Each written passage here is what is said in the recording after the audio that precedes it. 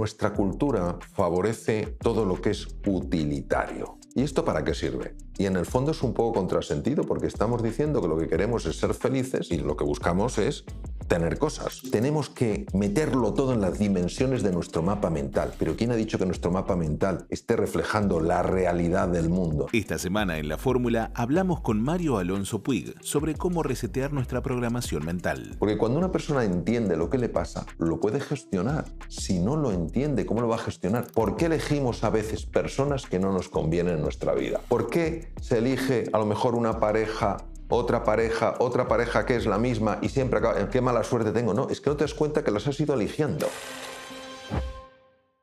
Mario, bienvenido. Gracias por estar acá. Es un verdadero placer tenerte acá. Muchas gracias, Mili. No, gracias a vos por venir y de hecho antes de que empecemos la entrevista te quiero contar que hace muy poquito hice una encuesta en las redes sociales de este podcast preguntando quién les gustaría que sea el próximo invitado y no te exagero, 90% de las respuestas fueron Mario Alonso Puig. Así que de verdad me pone muy contenta que estés acá y no solo por eso, sino porque soy una gran consumidora de tus libros, de tus conferencias y me han ayudado mucho en lo personal. Y si te parece, me gustaría aprovechar este rato que tenemos para hablar sobre algunos conceptos que tenés en tu libro Resetea tu mente, porque creo que fue el libro que a mí me ayudó a entender con mucha claridad cómo funciona la relación entre mente, cerebro, pero sobre todo por qué actuamos de la manera que actuamos y sin a veces darnos cuenta. Hace poquito te escuché decir que el cerebro por sí solo no puede explicar a la mente. Sí, esto es un gran debate, Mili, a nivel global. Es decir, hay neurocientíficos que están convencidos de que la actividad mental se puede explicar absolutamente desde el funcionamiento del cerebro. En absoluto comparto este punto de vista. He estado también con neurocientíficos, no de menor peso, que dicen que la mente no se puede explicar solo a través del cerebro. Conocemos experiencias de personas que en una sesión donde el cuerpo era fundamentalmente el principal protagonista, de repente han tenido experiencias afectivas cuando ni siquiera estaban pensando, cuando ni siquiera estaban reflexionando. Sabemos, por ejemplo, que hay momentos de meditación profunda en los que verdaderamente el intelecto de alguna manera se apaga y sí empiezas a tener vivencias incluso de orden espiritual que trascienden lo material. Es decir, dicho de otra manera, hay una serie de neurocientíficos que consideran que la música sale de la radio y otros que consideran que la radio es el instrumento que es necesario para que puedas oír la música, pero la radio no es la que fabrica la música. Hay unas ondas que son las ondas que están viajando por el espacio, las ondas musicales de una cadena, la que sea. Tú cuando sintonizas de una determinada manera parece que el sonido sale de la radio y efectivamente eso es lo que se aprecia, pero en su origen no lo podemos encontrar en la radio, viene de otro lado. Entonces, ¿qué quiere decir? Que hoy en día cada vez hay más científicos que consideran que la consciencia sí necesita del cerebro para expresarse, pero no es el cerebro exclusivamente el que da lugar a la consciencia. Por ejemplo, una práctica ancestral, que es el yoga, donde realmente en principio tampoco estás pensando, son movimientos corporales, pueden producir vivencias muy profundas en las personas. Es decir, de alguna manera hemos idolatrado la cabeza y la estructura más importante, que es el encéfalo, como el gran protagonista de nuestra historia. Y efectivamente juega un papel muy importante en nuestra historia. No es el único protagonista. Entonces, yo te diría que efectivamente hay que tener en cuenta, y es una de mis grandes pasiones, el funcionamiento del cerebro humano, hay que tener en cuenta, porque cuando no funciona bien es como cuando una radio está averiada. Puedes tener las ondas, pero no puedes captarlas precisamente porque está estropeado el aparato. Pero yo creo que esto es muy hermoso, porque de alguna manera nos ayuda a contemplar al ser humano no exclusivamente como un ente que se escribe solo con lo material. Es decir, el amor que tú puedas sentir por tus seres más queridos, Mili, claro que produce cambios en núcleos cerebrales, claro que produce cambios hormonales, liberación de serotonina, de dopamina con tu ilusión de volver a verlos, de oxitocina porque es la hormona del encuentro. Pero tu amor por tus seres más queridos no se puede explicar exclusivamente con eso. Estoy súper de acuerdo y creo que parte de lo que hablas de lo que se nos escapa a nuestra razón, a mí me sirvió mucho la explicación que das en tu libro sobre cómo el hemisferio izquierdo nos domina y cómo el hemisferio derecho tiene mucha data a la que nuestra conciencia no puede acceder. ¿Cuál es esa diferencia entre los dos como para empezar a poder meternos bien en ese tema?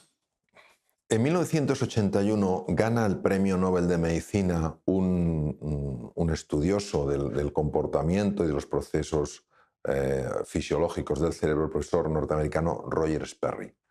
Y él gana el Premio Nobel por estudiar lo que se llama el cerebro dividido. ¿Qué es el cerebro dividido? El cerebro dividido es el resultado de intentar resolver una enfermedad tremendamente dañina para las personas para las que no había en aquel momento cura. Es una enfermedad que se llama la epilepsia. Hay distintos grados de epilepsia. Hay focos epilépticos que a lo mejor pueden producir un movimiento de repente de una mano o otro tipo de fogonazos, etc. Pero hay veces en las cuales el foco epiléptico que se origina en un lado del cerebro cruza por un puente que se llama el cuerpo calloso, son millones y millones de conexiones entre los dos hemisferios, y cuando invade al otro cerebro, los dos cerebros de alguna manera entran en una especie de caos, se produce la consciencia, la pérdida de consciencia, la persona puede caer en una chimenea, puede caerse por un precipicio, lo que sea, y empieza a convulsionar. Y aparte tiene problemas a la hora de respirar. Entonces esto se llama un ataque epiléptico, un estatus epiléptico, ¿no? Entonces no había medicaciones. Hoy en día hay medicaciones, hay cirugías muy puntuales, muy precisas, muy localizadas con los mapas que elaboró el profesor canadiense Wilder Penfield, pero en aquella época no. Entonces, claro, los neurocirujanos empezaron a pensar que quizás si evitaran que pasara ese caos de un hemisferio al otro, por lo menos la persona tendría a lo mejor un movimiento del brazo, pero no tendría esa pérdida de consciencia con esa posibilidad de morir. Y claro, ¿cómo lo evitaban? Lo evitaban cortando el cuerpo calloso. Pero claro, cortar cerca de 800 millones de fibras es algo muy delicado. Y entonces empezaron con macacos, con monos. Empezaron a hacer secciones del cuerpo calloso y se quedaron sorprendidos porque vieron que realmente no había alteraciones en el comportamiento. Eso les llevó a tener un poquito más de audacia y decir, vamos a empezar a hacerlo con niños, porque es una enfermedad fundamentalmente que aparecía en niños. Pero claro, aún así, pasar del macaco a pasar a un ser humano es un salto enorme. Entonces empezaron a hacer secciones parciales del cuerpo calloso, no se atrevían a cortarlo del todo. ¿Qué ocurría? Que el foco epiléptico empezaba y tal, se encontraba con el puente, efectivamente veía la parte rota del puente, no podía cruzar, pero se colaba por la otra parte. Entonces se atrevieron a hacer las secciones completas del cuerpo calloso. Y no pasó nada, Mili. Los chicos se recuperaron, no tuvieron ningún déficit cognitivo y efectivamente seguían teniendo su descarga epiléptica, pero ya no entraban en ese estatus epiléptico con pérdida de conciencia, convulsiones generalizadas, etc., ¿no? Y entonces se llegó a una conclusión absurda, pero al final uno se cree lo que se quiere creer, que el cuerpo calloso no servía para nada. Claro, esos niños se convirtieron en adultos. Y el profesor Roger Sperry se hizo una pregunta: ¿cómo es posible que seccionando algo que va pasando información de un lado a otro del cerebro no suceda nada? Entonces buscó a esos jóvenes, algunos ya adultos, que vivían en California, por eso se llama la serie de California, las operaciones se hicieron en California, e inventó una tecnología para asegurarse de que un lado del cerebro no recibía información del otro. Y tú dirías, Mario, no puedes recibir información del otro porque has cortado el cuerpo de eso. Sí, pero los ojos pueden moverse y uno puede girar la cabeza y puede recoger una información que de otra manera no vería. Entonces evitaba que un lado del cerebro le mandara información al otro. Y entonces hizo un descubrimiento tan abrumador que por eso ganó el Premio Nobel de Medicina. En realidad tenía que haberlo ganado con el profesor Michael Gazzaniga porque trabajaron en conjunto, pero bueno, al final se lo dieron solo a Sperry. ¿Y qué descubrió? Que hay dos mentes, no hay una. Hay la mente ligada al hemisferio izquierdo y la mente ligada al hemisferio derecho. Por ejemplo, una abotonada los botones de la camisa y el otro las desabotonaba. Le preguntaba a uno por una serie de sistemas qué le gustaría en la vida y decía decía una cosa y el otro y decía al otro. Entonces, a raíz de esto y de otros descubrimientos, se vio que dentro de nosotros hay dos mentes que muchas veces están en conflicto. ¿Qué ocurre? Que la que está ligada al hemisferio izquierdo es la dominante en nuestra cultura. La ciencia, la tecnología, la razón, la lógica, las reglas. Y la que está ligada al hemisferio derecho es la puerta al inconsciente. ¿Nuestra cultura qué hace? Nuestra cultura favorece todo lo que es el lenguaje, la matemática, la lógica, la razón, mientras que todo lo que es artístico, todo lo que es una dimensión más amplia, más sutil de la existencia, se olvida como si no existiera. ¿Qué ocurre? Que al final hay un enfrentamiento entre las dos mentes. Por eso a veces uno va a una empresa o a una reunión y dice, sobre todo no tengo que decir esto, y es justo lo que dices, es el hemisferio derecho que se cuela. Entonces, a raíz de eso decidí escribir mi libro más desafiante, que es Resetea tu mente, porque es un libro que lo que quiere es aclarar lo que nos pasa. Porque cuando una persona entiende lo que le pasa, lo puede gestionar. Si no lo entiende, ¿cómo lo va a gestionar? ¿Por qué elegimos a veces personas que no nos convienen en nuestra vida? ¿Por qué se elige a lo mejor una pareja, otra pareja que es la misma y siempre acaba, qué mala suerte tengo? No, es que no te das cuenta que las has ido eligiendo por bien Totalmente. consciente. Y eso es lo que explico en el libro. ¿Y cuál es esta data que el hemisferio derecho tiene? ¿Qué serían memorias de cuando éramos chicos? ¿Qué viene a ser? Lo que el hemisferio derecho tiene es fundamentalmente dos tipos de capacidades y dos tipos de heridas. Las capacidades fundamentales que tiene son la capacidad de ver con amplitud y la creatividad. Tienes como si fueras a un bosque, el hemisferio izquierdo vería cada árbol y te diría exactamente qué es cada árbol. Esto es una secuoya, esto es un pino, esto es un abeto. El hemisferio derecho tiene la capacidad de ver con amplitud, te diría esto es un bosque.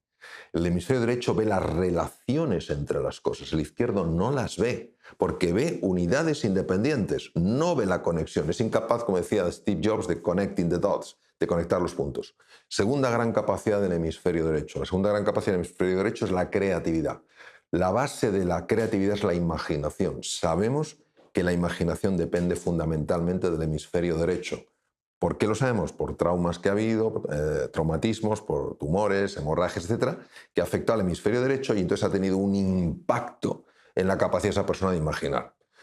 ¿Cuáles son las dos grandes traumas o heridas? Primero, todas aquellas heridas que han tenido que ver con el mundo de la conexión, cuando uno no se ha sentido querido, cuando uno se ha sentido valorado, cuando uno se ha sentido apreciado, cuando uno se ha sentido apoyado. Esa herida, para que no estemos constantemente reviviéndola, la mandamos al hemisferio derecho. ¿Qué más está ahí?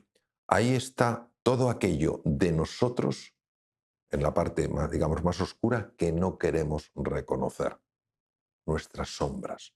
Imagínate, por ejemplo, una niña muy alegre en un hogar con un gran problema económico, donde todo el mundo está triste, todo el mundo está enfadado con la vida.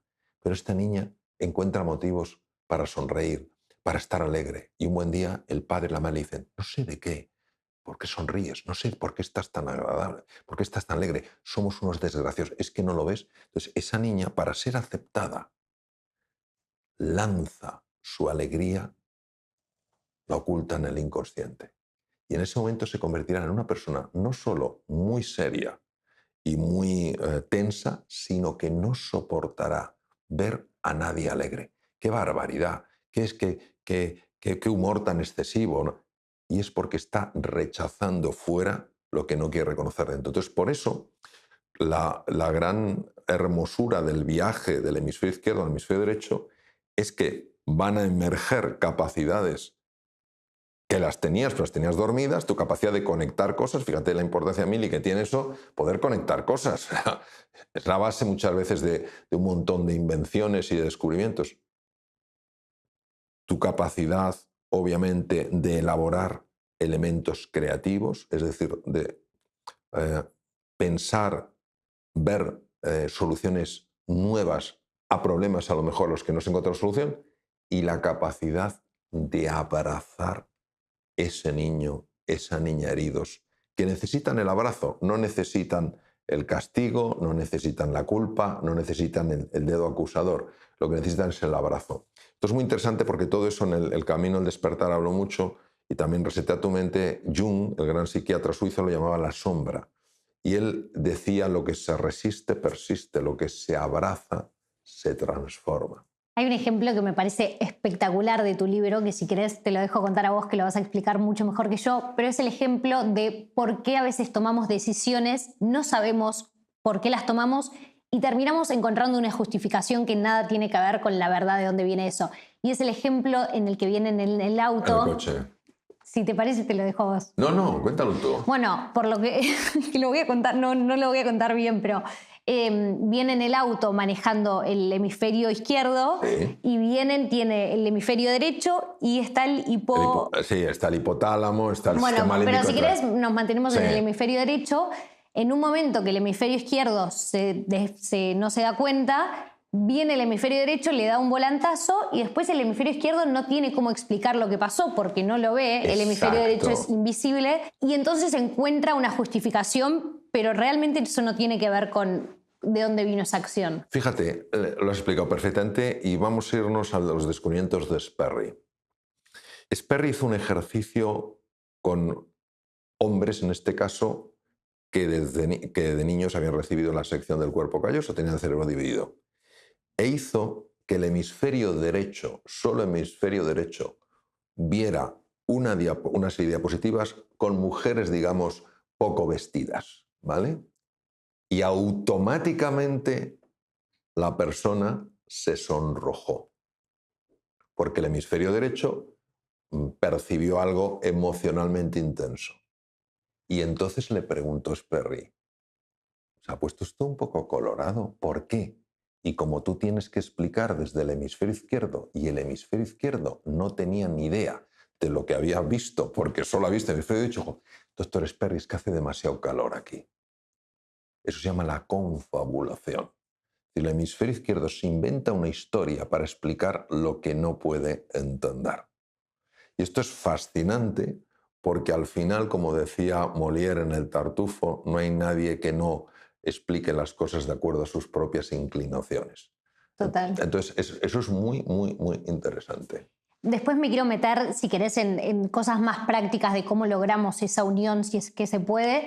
Pero primero te quiero preguntar algo de la confabulación, que mencionás que lo que hace es que también sea muy fácil para nosotros distinguir los defectos en las otras personas, pero que nosotros los propios no los podemos ver.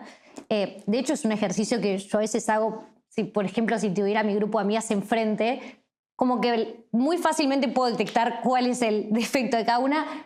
Yo debo tener 1500 defectos, pero me es más difícil detectarlos como con claridad. ¿Esto tiene algo que ver con la confabulación también? Tiene mucho que ver porque el hemisferio izquierdo está especializado en el juicio, mientras que el hemisferio derecho está especializado en la observación. Si te das cuenta, Mili, nosotros desde pequeñitos somos entrenados en el juicio. El juicio es etiquetar inmediatamente algo, fijarte en lo aparente, pasar rápidamente a lo siguiente, mientras que el hemisferio derecho está súper especializado en la observación. No solo en la observación de alguien o de algo, sino en la autoobservación. Como el hemisferio derecho ha sido relegado, ha sido considerado como que no es lo suficientemente importante, nosotros etiquetamos a los demás, nos etiquetamos a nosotros, pero no vemos la profundidad en los demás ni vemos la profundidad en nosotros. O sea, ante un gesto de una persona, un gesto que no te gusta, dices: qué barbaridad, qué antipática está hoy. O un día cometes un error: qué barbaridad, qué torpe que soy. Ya has etiquetado, no has conocido, no has comprendido. Porque eso le corresponde al hemisferio derecho, pero el hemisferio izquierdo no le deja entrar al hemisferio derecho. O sea, tú hay cosas que harás muchísimo mejor que yo y algunas que yo a lo mejor hago mejor que tú. ¿Qué pasa? Que si tenemos que resolver un desafío, pues tú, Mili, harás las cosas que se te dan especialmente bien en relación a ese desafío y yo haré las que se me dan bien y tú me dejas a mí actuar. ¿Por qué? Porque sabes que hay cosas que las hago yo mejor y yo te dejo a ti actuar porque sé que otras las hacen mejor. Cuando se produce la dominancia del hemisferio izquierdo, el hemisferio izquierdo quiere ser el que lo haga todo. Y como no lo puede hacer todo, muchas cosas salen mal. ¿Qué pasa? Que el hemisferio derecho está enfadado Y entonces, claro, sí. Tú imagínate que yo soy el hemisferio izquierdo, a ti no te dejo actuar cuando lo puedes hacer mejor que yo, porque yo quiero tomar tu papel haciéndolo peor, llega un momento en el que tú no solamente no colaboras porque yo no te dejo, es que empiezas a boicotear mi acción. Y como tú eres la puerta al inconsciente, boicoteas mi acción sin que yo sea consciente, ya que el hemisferio izquierdo es el que se da cuenta de las cosas. Es la dimensión consciente. La dimensión inconsciente sigue existiendo, pero no la ve. Se esconde por debajo. Y supongamos que empiezo algunas prácticas como para lograr, no sé si la unión de esto es de a ratos, es permanente, si se puede efectivamente lograr esta unión, pero supongamos que logro acceder a cierta data que hasta ahora estaba en el inconsciente. ¿Puedo hacer algo con esa información? ¿Qué hago una vez que tengo esa información? ¿Y de qué manera sería esa información? ¿Sería como, bueno, esto actuó de tal manera porque tiene que ver con algo que me pasó en la infancia? ¿O cómo se traduce esa información? Sí, en primer lugar, la respuesta es sí. Naturalmente que eso se puede resolver. De hecho, escribir Resetea tu mente para mostrar caminos. Claro que sí. ¿Cómo se resuelven las cosas? Vamos a ver. Si tú estás enfadada conmigo, porque yo no te dejo, eres el hemisferio derecho, yo soy el hemisferio izquierdo, porque no te dejo entrar a resolver la parte del problema que tú podrías resolver mejor, ¿cómo podemos resolver esta situación? Pues lo primero, por mi parte, con humildad. Es decir, mira, Mili, yo hasta ahora, la verdad es que he creído que era el rey del mambo, el que lo podía resolver todo. Y ahora me doy cuenta de que no. Me gustaría que me enseñaras. Aunque parezca mentira, la humildad, el interés y la curiosidad abren puertas infinitas. En segundo lugar, empezando a no quedar tan esclavizados por el ruido mental. Por eso las prácticas meditativas, las prácticas de silencio y las prácticas de mindfulness se han visto que ayudan a la conexión entre los dos hemisferios. ¿Qué más ayuda, por ejemplo, a la conexión de los dos hemisferios? Que tú empieces a hacer cosas desde tu hemisferio izquierdo que indican que valoras el hemisferio derecho. Si yo empiezo a tener gestos y digo, perdón, esto no soy yo el que mejor lo hago, lo hace mejor Mili, entonces Mili, María empieza a contar conmigo. ¿Qué cosas son esas? Todo lo que son los paseos en la naturaleza, todo lo que es el interés por la faceta artística, la poesía, la pintura, la escultura, la danza, todo eso tiene un impacto en el hemisferio derecho. Parece mentira que solo veamos en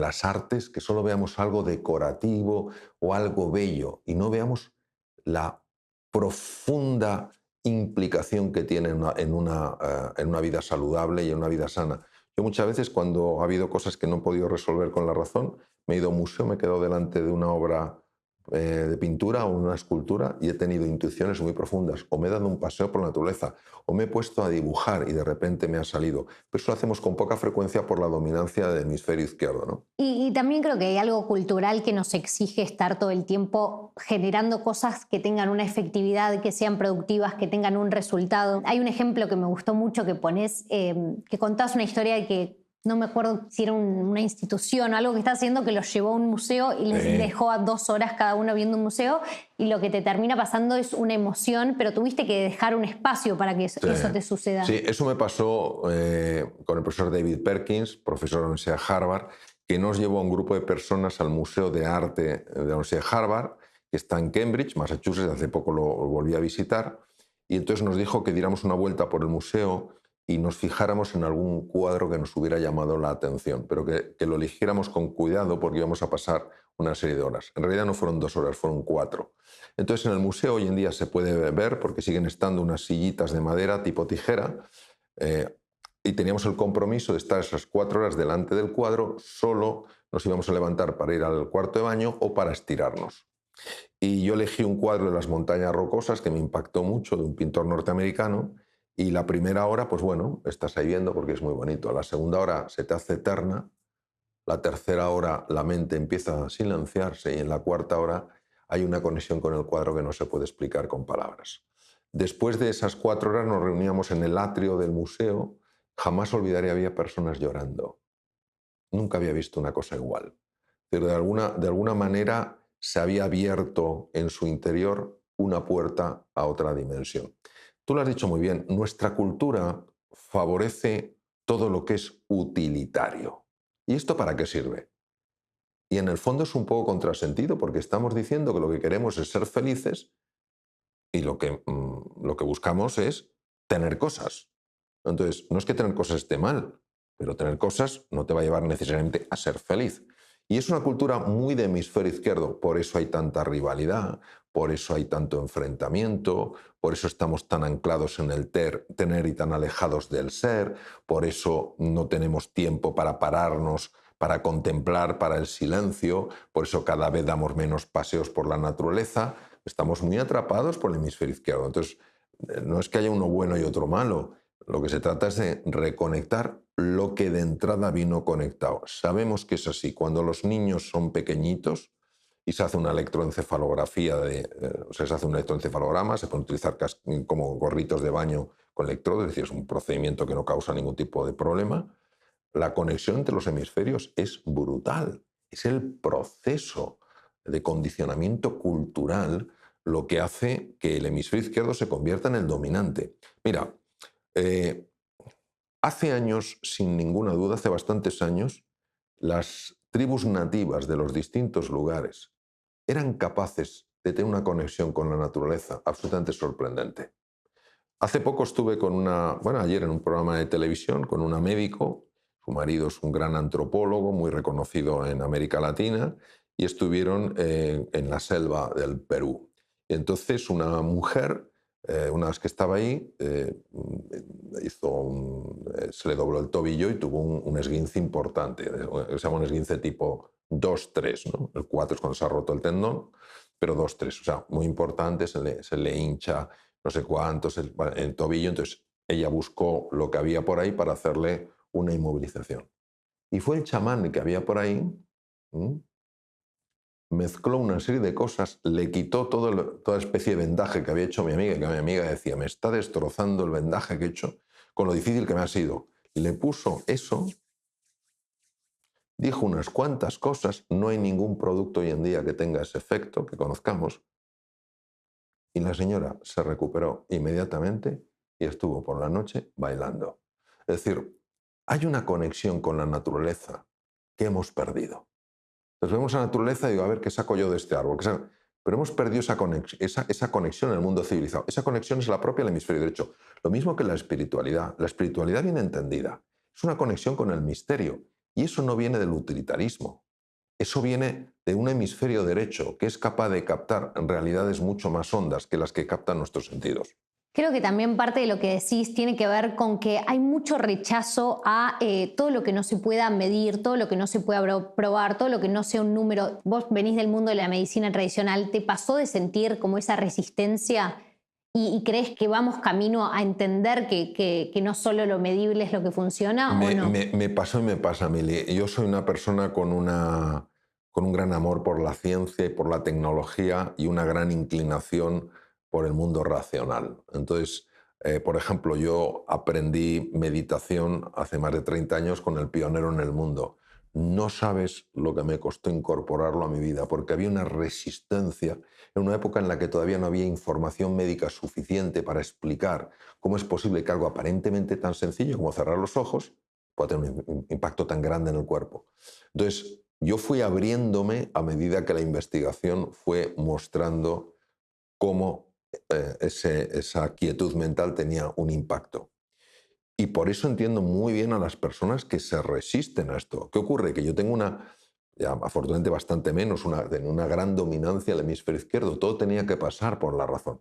Sin embargo, fíjate lo que te digo, yo hablo mucho a médicos, lo he hecho en distintos sitios, y siempre he encontrado un recibimiento extraordinario, porque hay algo dentro de nosotros que reconoce que eso es verdad. Hay algo en nosotros que reconoce que hay cosas que se escapan a la razón, que hay cosas que se escapan al intelecto. Hay curaciones en medicina que no se pueden entender desde la ciencia. Hay cosas que hemos visto que pasan que nadie realmente puede tener una explicación racional. Entonces, ¿qué hacemos? Miramos para otro lado. En lugar de decir, ¿qué está pasando? Voy a poner un ejemplo. Yo operé a un señor de una hernia inguinal bilateral, y este señor era matemático y filósofo, y nos hicimos bastante amigos. Entonces, estaba casado con una señora, no tenían hijos, y vino a mi consulta, para revisión de la herida, todo perfecto, pero como habíamos hecho una cierta amistad, de vez en cuando venía a la consulta, el pretexto es vamos a revisar la herida, que estaba de cine, y vamos a hablar un poco de filosofía. Siempre venían súper contentos, súper alegres. Pero un día yo noté algo. ¿Qué tal todo? Bien, bien, doctor, bien. Dije, aquí hay algo que no está bien. Pero no sabía yo si entrar o no entrar, porque claro, la vida privada de las personas hay que respetarlas. Hay que respetarla. Entonces terminó la consulta, me puse de pie, les acompañaba hacia la puerta y en un momento determinado me atreví y le dije, de verdad, va todo bien. Y entonces la mujer dijo, no, doctor. Digo, ¿qué pasa? Siéntense, nos volvimos a sentar. Digo, ¿qué pasa? Dijo, ya me han diagnosticado una esclerosis lateral amiotrófica, una ELA.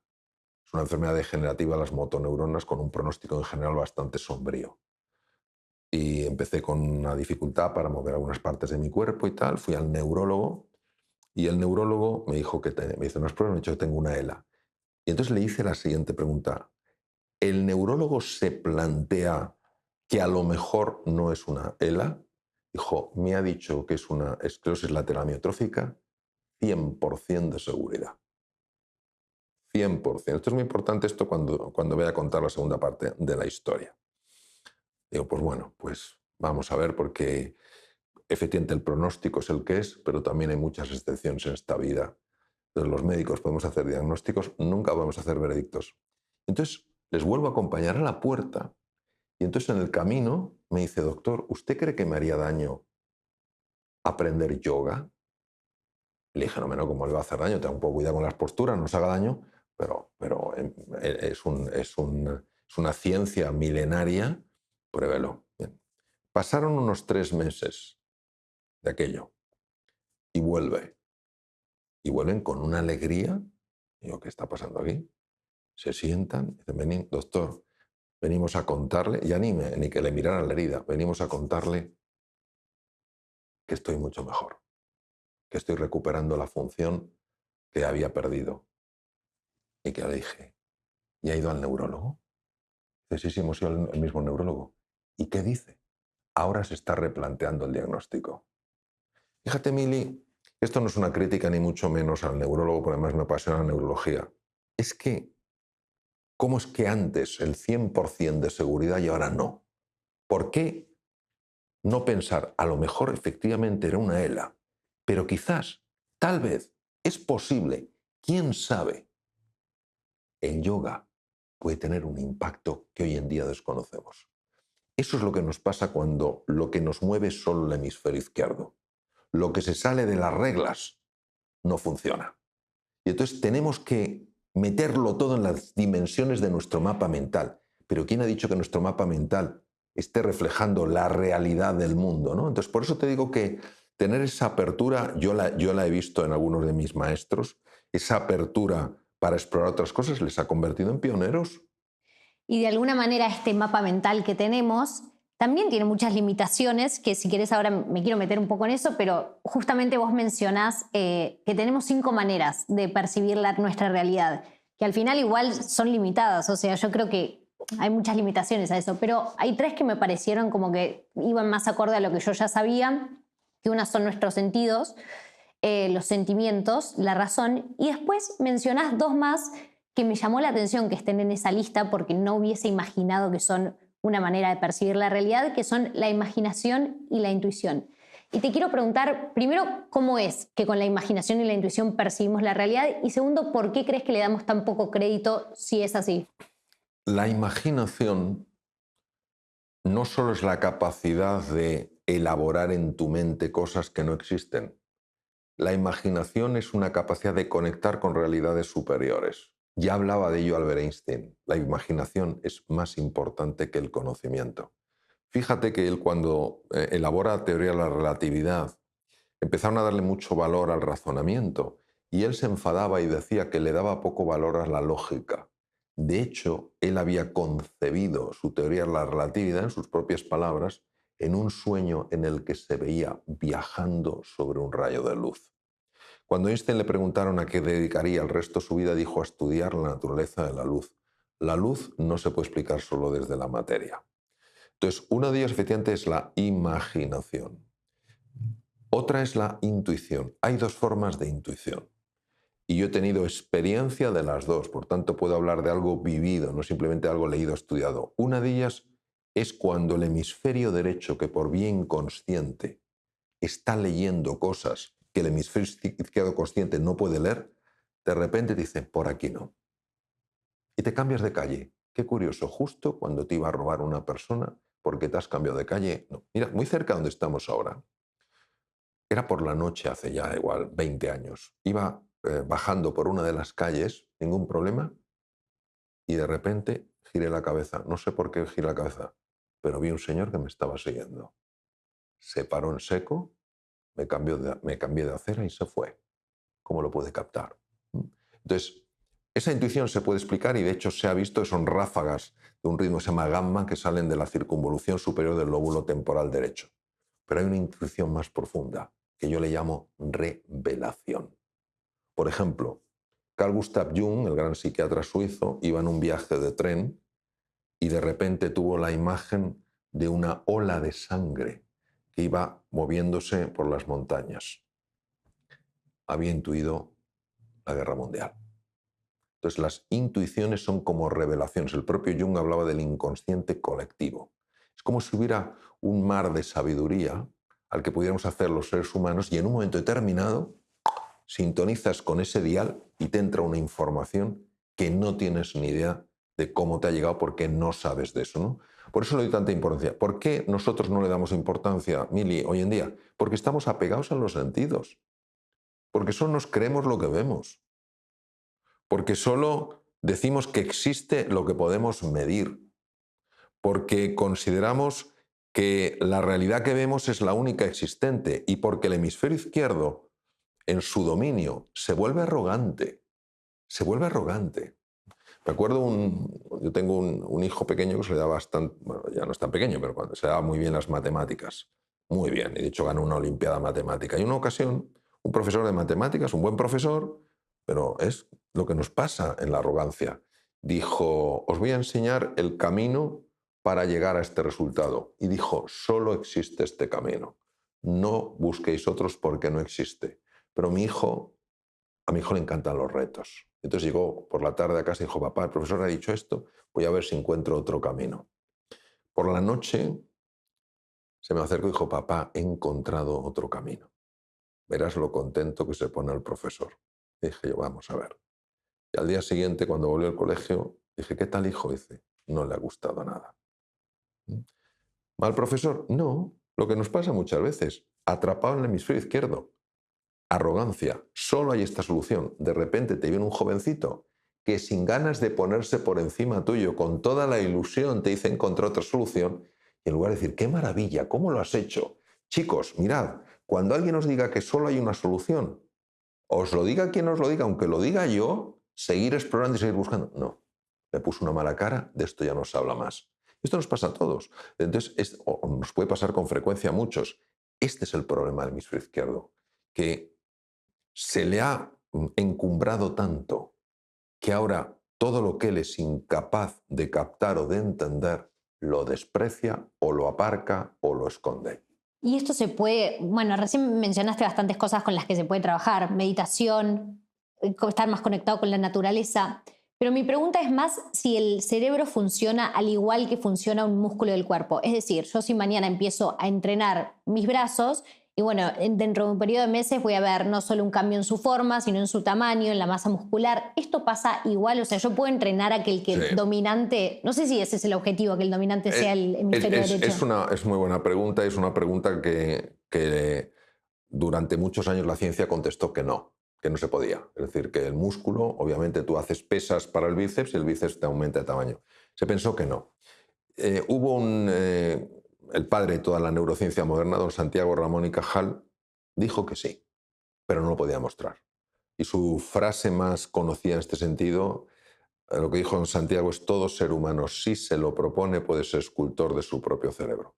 Ni siquiera cuando yo estudié medicina se consideraba que el entrenamiento mental pudiera tener un impacto a nivel de la citoarquitectura cerebral. Hoy en día la neuroplasticidad es no un relato, es un dato. hoy se sabe perfectamente que una persona con ilusión, que una persona con determinación, que una persona persistente y una persona paciente generan nuevas neuronas a partir de células madre y nuevas conexiones. Por supuesto que sí. Y también sabemos que el cerebro, pesando el 2% del cuerpo, se lleva el 20% de energía. ¿Qué quiere decir? Que aquello que no se usa, lo pierdes, porque consume mucha energía. Entonces, por eso es tan importante visualizarlo como un músculo. Y creo que hay muchas otras cosas que también, bueno, recién mencionamos la imaginación. Creo que la imaginación es algo que se trabaja y yo, por ejemplo, me acuerdo cuando era niña que no llegué como la época de los celulares y todo llegó más en mi adolescencia y había horas en las que quizás me tenía que aburrir y ese aburrimiento provocaba que tal vez invente una historia, me ponga a imaginar algo. Mismo con la concentración, hoy tenemos muchas distracciones que nos impiden concentrarnos del todo. ¿Crees que estamos perdiendo capacidades? Sin duda. Mira, pero además te voy a dar algún dato. Tú a un adulto le das un ladrillo y dices, ¿para qué sirve esto? Dice, pues para construir una pared. ¿Para qué más? Para eso. Tú se lo das a un niño y empieza a decirte un montón de usos. Cuando éramos pequeñitos y no teníamos tantas cosas, nos daban una caja y con eso montábamos un mundo de fantasía. Fíjate, los estudios hechos en el Reino Unido, en los Estados Unidos y en Italia sobre la creatividad muestran lo siguiente. Cuando se hace un estudio de creatividad a niños hasta los 5 años de edad, y que está adaptado a la edad para que los críos lo puedan entender, el 98% lo pasa. Cuando ese mismo estudio lo haces para esos niños que tienen ya 15 años, lo adaptas a la nueva edad, el 2% solo lo pasa. Fíjate, en 10 años Wow. ha pasado del 98 al 2%. ¿Qué quiere decir? Que esta sociedad no favorece para nada la creatividad. Esto generó todo tipo de debates, todo tipo de confusión. Es decir, nosotros en realidad lo que potenciamos es la utilidad de las cosas, no el proceso creativo. Y de hecho, muchas de las personas que han creado cosas nuevas se han encontrado con todo tipo de obstáculos.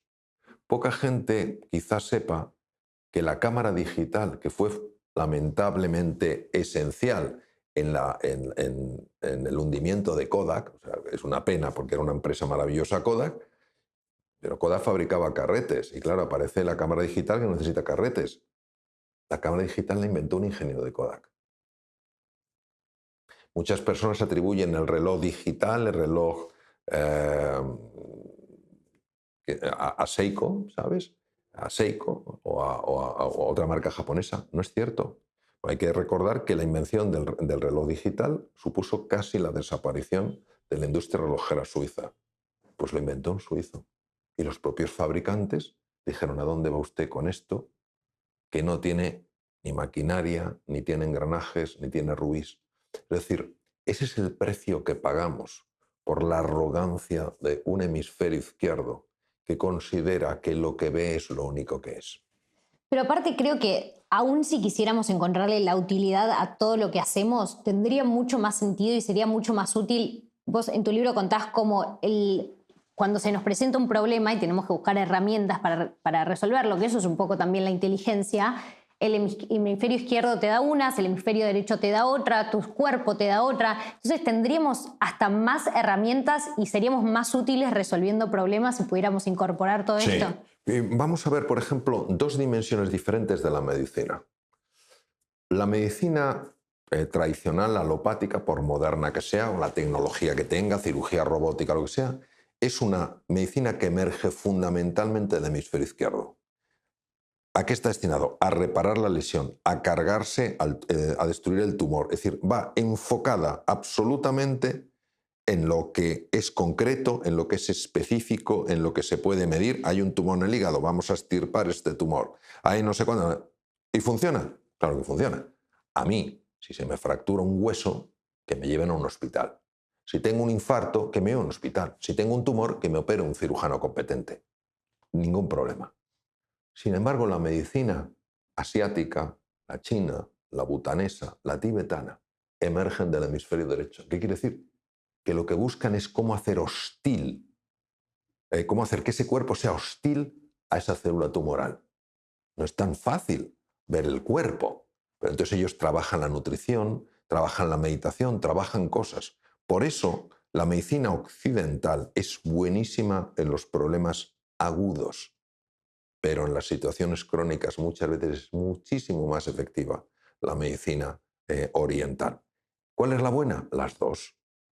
La integración de las dos. Hay cosas que se van a beneficiar de una medicina occidental. Por ejemplo, abordaje occidental, cáncer de mama, cirugía de cáncer de mama, cirugía, radioterapia, quimioterapia. ¿Importante? Sí.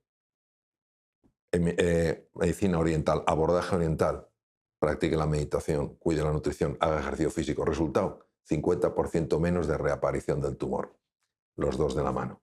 ¿Qué ocurre? Que cuando estamos muy dominados por el hemisferio izquierdo, al volvernos arrogantes, no me cuente usted tonterías, no me diga usted que cambiando un poco la nutrición, no me diga usted que con la meditación me está contando usted tonterías. No, no son tonterías, son realidades.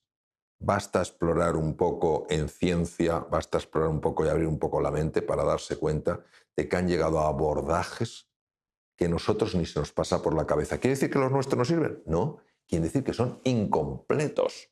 Entonces, una medicina de calidad es una medicina más completa. ¿Quiere eso decir que yo todos los problemas que tengo los voy a solucionar con meditación? Claro que no, eso es uno de los grandes errores. Pero si tengo otros recursos, aparte de lo que técnicamente es sofisticado, ¿por qué no los voy a usar? Ayer, en un programa de televisión al que me invitaron y que he contado que estuve con una médico, la cual estuvo con los nativos originales de Perú, tiene que llevar a un enfermo con una situación, una taquicardia muy severa en una UBI móvil. Y en un momento determinado esta mujer, esta médico, empieza a pedirla que está monitorizada, obviamente, con una taquicardia muy seria, y le iban a tener que hacer un procedimiento para regular eso es el latido cardíaco, ¿no? Y empieza a decirle, piense en alguien al que quiera de verdad, piense en alguien al que ame profundamente, no sé qué, tal cual. Pum, pum, pum, pum. Y se produjo una reversión de la taquicardia.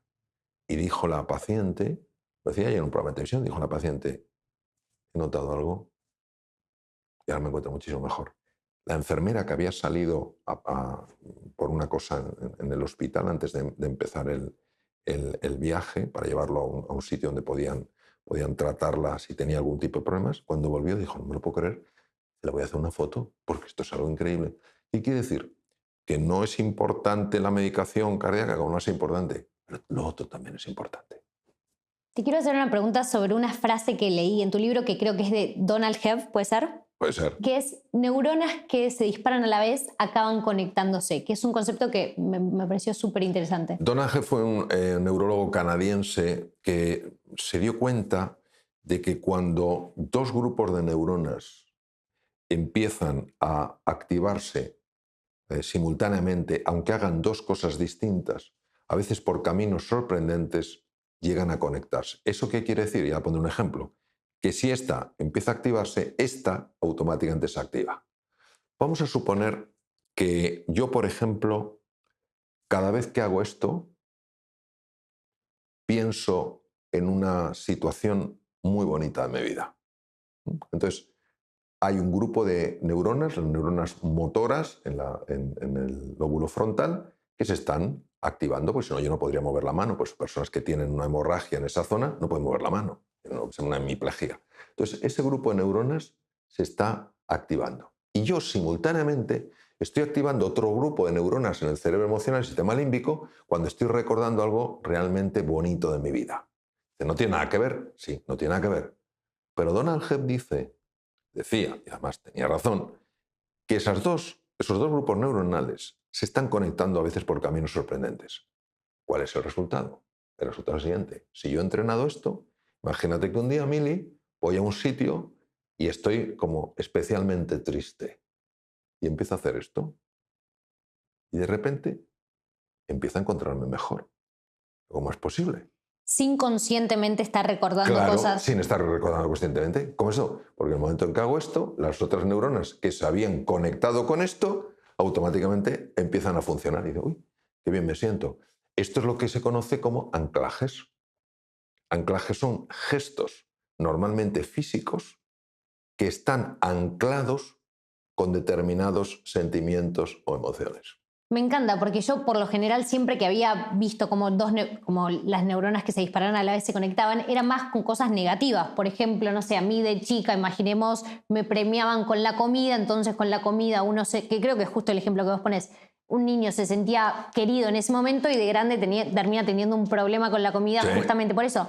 Pero que se pueda revertir y usar a favor, me parece que es una técnica súper importante para aprender. Es importantísimo porque efectivamente, como muy bien dices tú, el mismo proceso que sirve para mantener activas una serie de emociones negativas sirve para crear emociones positivas. Es decir, muchas veces estamos pensando siempre en el lado oscuro de estos descubrimientos y no en el estado, en la faceta profundamente luminosa e inspiradora de estos mismos descubrimientos.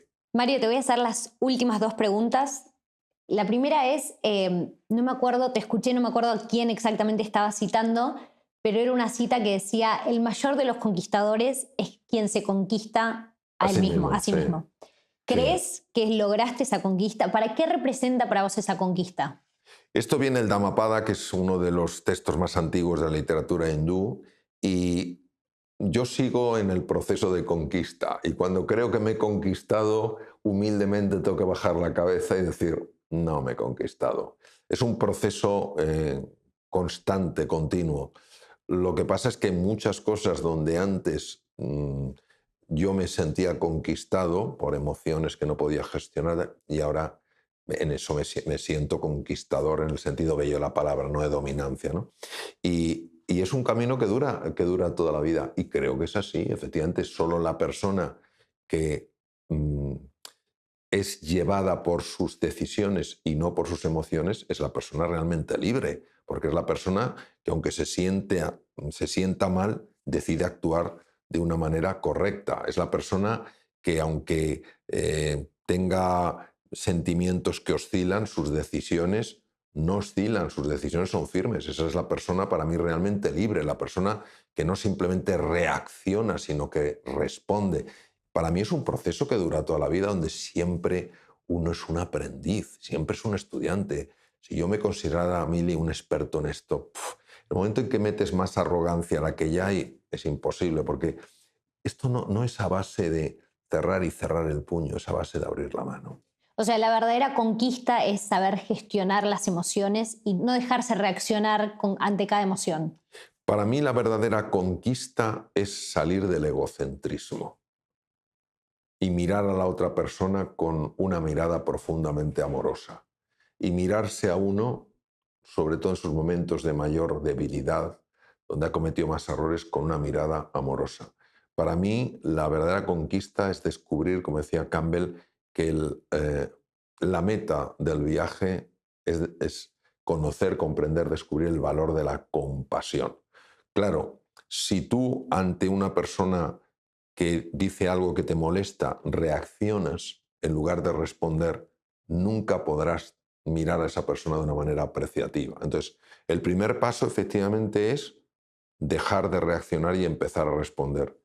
Y el siguiente, para mí, el máximo, el más hermoso, es elegir siempre ver a los demás con una mirada apreciativa. Me encanta. Y la última pregunta que te tengo es la última que le hago a todos los invitados que pasan por este podcast, y es, si me tuvieras que decir una cosa, tal vez la más importante, que aprendiste del ser humano, es decir, algo que nos une a todos, algo que todos tenemos en común, algo, el denominador común de la experiencia humana, si querés. Que todos somos hijos del universo.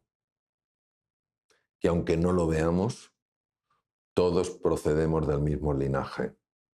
Que hay algo más fuerte que lo que nos separa, que es lo que nos une. Y que cuando conectamos con eso que nos une, lo que nos separa deja de separarnos.